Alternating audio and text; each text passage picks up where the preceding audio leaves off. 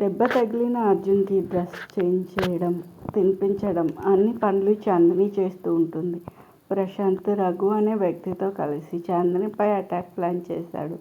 తర్వాత రాజారాం అర్జున్తో మాట్లాడడానికి వస్తాడు. నేనేం మాట్లాడడానికి వచ్చాను నువ్వు అనుకుంటున్నావు అని రాజారాం అడిగాడు. నేనెవరో మీకు తెలిసింది అని నాకు మొన్న డైనింగ్ టేబుల్ దగ్గరే అర్థమైంది తాతయ్య. ఆ విషయం మాట్లాడడానికే వచ్చారు అని నాకు తెలుసు అని అర్జున్ చెప్పాడు. స్మార్ట్, ఇంటెలిజెంట్, హ్యాండ్సమ్ ఇన్ని క్వాలిటీస్ ఉన్నాయి. మరి ఎవరికి నీ ఐడెంటిటీ తెలియకుండా ఎందుకు దాచావు అని అడిగాడు. నేనెవరో తెలుసుకున్నారు, మరి ఆ విషయం తెలుసుకోలేదా? అయినా మీ నెట్వర్క్కి హెడ్స్ ఆఫ్. నేను ఎంతో జాగ్రత్తగా హైడ్ చేసినా కనిపెట్టగలిగారు అని అర్జున్ అన్నాడు. చందుకి డౌట్ ఉంది, కానీ ఎంత ట్రై చేసినా తెలుసుకోలేకపోయింది. ఎందుకంటే తనకి ఇంకా అంత నెట్వర్క్ లేదు. నేను మీ తాత ఒకే జనరేషన్, మాకు నెట్వర్క్ ఎక్కువగా ఉంటుంది. నీ ఐడెంటిటీ ఎందుకు దాచావో కూడా తెలుసుకోవచ్చు, కానీ నీ నోటి నుండి విందామనే ఆగాను. చెప్పు, ఎందుకు నా మనవరాల్ని పెళ్లి చేసుకున్నావు? నువ్వెవరో చెప్పకుండా పియ్యగా ఎందుకు వచ్చావు? అసలు ఇంట్లోకి రావడంలో నీ ఉద్దేశం ఏంటి? అసలు ఈ ప్రపంచానికి నీ ఐడెంటిటీ తెలియకుండా ఎందుకు దాచావు అని రాజారాం అడిగాడు. ఫస్ట్ ఇంట్లోకి రావడానికి, చందుని కలవడానికి, పిఏగా చేరడానికి నాకు ఏ చెడు ఉద్దేశం లేదు. చందుని ప్రేమించడం తప్ప వేరే ఉద్దేశం లేదు. సెకండ్, నేను ఎవరో చెప్తే తన దగ్గరకు కూడా రానివ్వదని చెప్పలేదు. ఇక నా ఐడెంటిటీ ఎవరికి తెలియకుండా ఎందుకు దాచానంటే, చిన్నప్పటి నుండే మీడియా, ఇంటర్వ్యూలు అని లైఫ్ అంతా చిరాగ్గా ఉంటుంది. పబ్లిసిటీ ఇష్టం లేక పీస్ఫుల్గా లైఫ్ లీడ్ చేయాలని నా కోరిక. అందుకే నేను ఎవరో ఎలా ఉంటానో చెప్పొద్దని మా డాడీ దగ్గర ఫస్ట్ టైం మాట తీసుకున్నా. కానీ ఆఫీస్లో ఎండీగా ఛార్జ్ తీసుకునే టైం వచ్చినప్పుడు తన మాట వినాలని డాడ్ కండిషన్ పెట్టాడు. నా స్టడీస్ కంప్లీట్ అయ్యాక కొద్ది రోజులు బ్రేక్ కావాలని అడిగాను. 2 years తర్వాత మా డాడీ ఆఫీస్లో నేను ఎండీ చేయాలని డిసైడ్ చేశారు. అందుకే నేను USA నుండి రిటర్న్ వచ్చాను. కానీ దారిలో చందుని చూశాను. నా డైరెక్షన్ మార్చుకుని ఇలా వచ్చాను అని చెప్పాడు. ఇప్పుడు నువ్వు ఇక్కడే ఉన్నావని మీ పేరెంట్స్కి తెలుసా అని రాజారాం అడిగాడు. తెలీదు. ఒక 6 నెలలు టైం ఇవ్వండి అని ఒప్పించి ఇలా వచ్చాను. నేను ఇండియాలో ఉన్న విషయం కూడా తెలియదు అని చెప్పాడు. చందుకి ఈ విషయం ఎప్పుడు చెప్పాలనుకుంటున్నావు అని అడిగాడు. చందుకి నా మీద చాలా బ్యాడ్ ఇంప్రెషన్ ఉంది. ఎక్కడో మా కంపెనీలో నాకు తెలియకుండా ఏదో జరిగింది. దానివల్ల చందు నన్ను అబద్ధం చేసుకుంటుంది. ముందు అది క్లియర్ చేసిన తర్వాత చెప్పాలి అనుకుంటున్నాను అని చెప్పాడు. అసలు నేను పెళ్లి చేసుకోవాలని చందు ఎలా డిసైడ్ అయింది అని రాజారాం అడిగాడు. మీరే అన్నారుగా స్మార్ట్, ఇంటెలిజెంట్, హ్యాండ్సమ్ అని. అందుకే తాతయ్య నాలాంటి హ్యాండ్సమ్ పర్సన్ని వదులుకోవడం ఇష్టం లేక చేసుకుంది అని చెప్పాడు. నేను నీకు ఎలా కనపడుతున్నా? నువ్వు చెప్పేదల్లా నమ్మేవాడిలా ఉన్నానా? ఎనీవే, రీజన్ ఏదైనా మీ పెళ్ళైతే జరిగింది. నా మనవరాల్ని బాధ పెడితే మాత్రం నా నుండి మీ తాత కూడా కాపాడలేడు, గుర్తుపెట్టుకో అని రాజారాం వార్నింగ్ ఇచ్చాడు. మా తాతయ్య మీకు తెలుసా అని అడిగాడు. ఆ ఇడియట్ ఎందుకు తెలీదు? వాడు నేను కాలేజ్ ఫ్రెండ్స్. కానీ బిజినెస్, ఫ్యామిలీ బిజీ వల్ల ఇద్దరం ఒకరినొకరు కలుసుకోలేకపోయాం. నీ గురించి డీటెయిల్స్ చెక్ చేసినప్పుడే నాకు అర్థమైంది. ఇన్ని సంవత్సరాలకి వాడి మనవడు నా మనవరాలను పెళ్లి చేసుకుంటాడు అని ఊహించలేకపోయాం అని రాజారాం చెప్పాడు.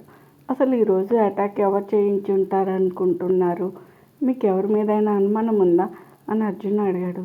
నీ గురించి పూర్తిగా తెలియకపోతే నిన్నే అనుమానించేవాడిని. ఇప్పుడైతే ఎవరి మీద లేదు. ఎవరు అనేది కనుక్కోవాలి. సరే, నువ్వు రెస్ట్ తీసుకో, నేను వెళ్తాను అని చెప్పి వెళ్ళాడు.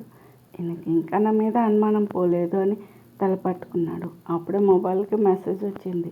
సార్, మీ ఫోటో పేపర్లో రాకుండా మేనేజ్ చేశాను.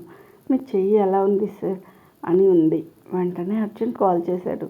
Hello sir, how are you? Hand pain ఎలా ఉంది? అసలు దెబ్బ ఎలా తగిలింది సార్ అని రాజు అడిగాడు. Yeah, I'm fine. నేను చందు వచ్చే దారిలో అటాక్ చేశారు. రేపటి వరకు నాకు ఫుల్ డీటెయిల్స్ కావాలి. వాళ్ళు ఎవరైనా సరే ఊరికే వదలను అని అర్జున్ అన్నాడు. ఎస్ సార్ అని రాజు అన్నాడు. మా ఇంట్లో అందరూ ఎలా ఉన్నారు అని అర్జున్ అడిగాడు. Yeah, fine sir. కానీ అందరూ మీరు ఎప్పుడు వస్తారు, ఎందుకు ఇంకా లేట్ చేస్తున్నారు అని అడుగుతున్నారు సార్ అని చెప్పాడు. ఎలాగోలా మేనేజ్ చేయి, నేను తొందరలోనే వస్తాను అని చెప్పాడు. ఓకే సార్ అని రాజు అన్నాడు. Okay bye. ఇంకెక్కువసేపు మాట్లాడితే ఎవరైనా వస్తారు, బాయ్ అని పెట్టేశాడు. అక్కడ రఘు, ఇంట్లో ప్రశాంత్. ఎప్పుడు పడితే అప్పుడు మనకు ఛాన్స్ వస్తుంది అనుకున్నావా? అసలు మనం 15 days బ్యాక్ ఏమనుకున్నాం, ఏం ప్లాన్ చేసాం అని రఘు అన్నాడు. 15 days. ఆ రోజు చాందిని ఆఫీస్ నుండి కోపంగా బయటకు వచ్చిన ప్రశాంత్కి ఒక కారు ఎదురుగా వచ్చింది. ఆ కారులో నుండి ఒక అతను బయటకు వచ్చాడు. Hi, I'm Raghu. చాందినిపై పగ తీర్చుకోవాలనుకుంటే నాతో చేయి కలపండి అని చెయ్యి ముందుకు చెప్పాడు. ప్రశాంత్ ఆ చెయ్యిని తీసుకుని హాయ్, ఐఎమ్ ప్రశాంత్ అని చెప్పాడు. రండి, మా ఇంటికి వెళ్ళి మాట్లాడుకుందాం అని కారులో కూర్చోమన్నాడు. ఇద్దరు కారులో కూర్చొని రఘు ఇంటికి వెళ్ళారు. చెప్పండి ప్రశాంత్, ఏం తీసుకుంటారు? కాఫీ, టీ, విస్కీ, ఎనీథింగ్ అని రఘు అడిగాడు. I prefer whisky. ఆ చాందిని వల్ల ఫ్రస్ట్రేషన్ పోవాలంటే విస్కీ తాగాల్సిందే, లేకపోతే నా బ్రెయిన్ కూల్ అవ్వదు అని అన్నాడు. రఘు విస్కీ ఏర్పాటు చేశాడు ఇద్దరికి. ఇద్దరు కూర్చొని తాగుతున్నారు. అసలు నాకు చాందిని మీద పగ ఉందని మీకెలా తెలుసు? అసలు మీరు ఎవరు అని ప్రశాంత్ అడిగాడు. చాందిని నాకు బిజినెస్లో ఎనిమి. దానివల్ల నా బిజినెస్ అంతా లాస్ అయింది. దాన్ని దెబ్బ కొట్టాలని ఎన్ని రోజులుగానో ఎదురు చూస్తున్నాను. కానీ చాందిని ఇంట్లో ఏం జరుగుతుందో క్లియర్గా తెలిస్తే నేను ఏదైనా ప్లాన్ చేయగలను. అది నీ వల్లే పాసిబుల్ అవుతుంది అని అన్నాడు. ఏంటి నీ ప్లాను? కానీ ఒక విషయం గుర్తుపెట్టుకో, చాందినికి ఏం కాకూడదు. దాని అందం నాది, అది నా కాళ్ళ దగ్గరికి ఎప్పటికీ పడి ఉండాలి. తర్వాత బిజినెస్ ఇద్దరం చూసుకుందాం అని అన్నాడు. పిచ్చోడా, బిజినెస్ నీకెందుకు ఇస్తారా? ఒకసారి అది నా చేతికి చిక్కని అప్పుడు చెప్తా అని మనసులో అనుకుని కోర్స్ నువ్వు ఎలా అంటే అలా అని నవ్వుతూ చీర్స్ అన్నాడు. అలా వీళ్ళిద్దరూ ప్లాన్ చేయడం స్టార్ట్ చేశారు. కొన్ని రోజుల్లో చాందిని ఒక పెద్ద ప్రాజెక్ట్ కోసం ట్రై చేస్తుంది. ఎలా అయినా దానికి రాకుండా చేయాలి. ఆ ప్రాజెక్ట్ కనుక సక్సెస్ అయితే దాన్ని కంట్రోల్ చేయడం కష్టం అని రఘు అన్నాడు. కానీ ప్రాజెక్ట్ వస్తేనే కదా బిజినెస్ పెరిగేది, మనకు లాభం వచ్చేది అని ప్రశాంత్ అన్నాడు. దానికి లాభం, కానీ నాకేం లాభం? దాన్ని దెబ్బ కొట్టి ఎలా అయినా ప్రాజెక్ట్ నాకు వచ్చేలా చేసుకుంటాను. వీడికి మట్టి బుర్ర లేదు, వీడికి మట్టి బుర్ర లేదు, జాగ్రత్తగా హ్యాండిల్ చేయాలి అని మనసులో అనుకుని లాభమే. కానీ చాందిని మన కంట్రోల్లో ఉండదు. మన కంట్రోల్లో ఉండాలంటే కోలుకోలేని దెబ్బ కొట్టాలి. అప్పుడే అది నువ్వు చెప్పిన మాట వింటుంది అని నచ్చ చెప్పడానికి ట్రై చేశాడు. నేను చెప్పిన మాట వినేలా ఉంటే ఏదైనా చేస్తా అని ప్రశాంత్ అన్నాడు. నాకు తెలుసురా నీ వీక్నెస్, అందుకే అక్కడ కొట్టాను అని మనసులో నవ్వుకున్నాడు. ఓకే, ఇప్పుడు నేను చెప్పేది జాగ్రత్తగా విను. 24/7 చాందిని మూవ్స్ మనకు తెలియాలి. ఇప్పుడు ఏం చేస్తుంది, ఎక్కడికి వెళ్తుంది, ఎవరితో వెళ్తుంది, ప్రతి చిన్న డీటెయిల్ తెలుసుకోవాలి అని అలా ప్లాన్ చేసి చాందిని మీటింగ్కి వెళ్ళే రోజు కార్ బ్రేక్ డౌన్ అయ్యేలా చేసి అటాక్ చేశారు. ప్రస్తుతం అంత బ్లాగా ప్లాన్ చేస్తే ఇలా ఫ్లాప్ అయింది. మళ్ళీ మనకు ఛాన్స్ వస్తుంది అనుకుంటున్నావా?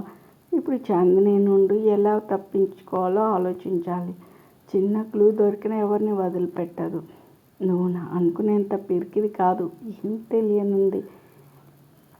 ఏం తెలియంది కాదు. చాందిని నెట్వర్క్ కూడా పెద్దగానే ఉంటుంది. కళ్ళు మూసి తెరిచేలోగా మనుషుల్ని మాయం చేయగలదు అని చెప్పాడు. చాందినికి అంత సీన్ లేదు అని ప్రశాంత్ అన్నాడు. ఇడియట్, నీకు చాందిని గురించి ఏం తెలియదు అని తిట్టుకుంటూ రఘు ఆలోచిస్తూ ఉన్నాడు. రఘు, సీరియస్లీ చెప్తున్నా, నో ప్రాబ్లం. మన వాళ్ళంతా అండర్ గ్రౌండ్లో ఉన్నారు, ఏ ప్రాబ్లం లేదు. ఒకవేళ వాళ్ళు దొరికినా నిజం చెప్తే ఏమవుతుందో వాళ్ళకి తెలుసు అని ప్రశాంత్ అన్నాడు. రఘు ఆలోచిస్తున్నాడు. చాందిని గురించి వీడికి అర్థం కావట్లేదు. నా జాగ్రత్తలో నేను ఉండడం మంచిది అని అనుకున్నాడు. చాందిని ఆఫీస్ నుండి ఇంటికి వచ్చింది. చూస్తే అర్జున్ ఇంకా పడుకొని ఉన్నాడు. బాల్కనీలోకి వెళ్ళి ఫోన్ తీసి ఒక నంబర్కి డయల్ చేసింది. నమస్తే మేడం అని ఫోన్లో అవతల సైడ్ ఉన్న వాళ్ళు చెప్పారు. అర్జెంటుగా మీతో పని పడింది అని చాందిని అంది. చెప్పండి మేడం అని అన్నాడు. అటాక్ డీటెయిల్స్ అన్నీ చెప్పింది. మీరు ఎలా చేస్తారో ఏం చేస్తారో నాకు తెలీదు, కానీ రేపటి వరకు నాకు ఇన్ఫర్మేషన్ కావాలి.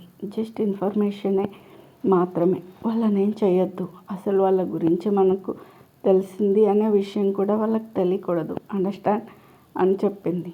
ఎస్ మేడం, మీరు అలా చెప్తే అలా అని ఫోన్ పెట్టేశారు. చాందిని వెనక్కి తిరిగి చూసే వరకు అర్జున్ ఉన్నాడు. చాందినిని చూస్తూ ఉన్నాడు.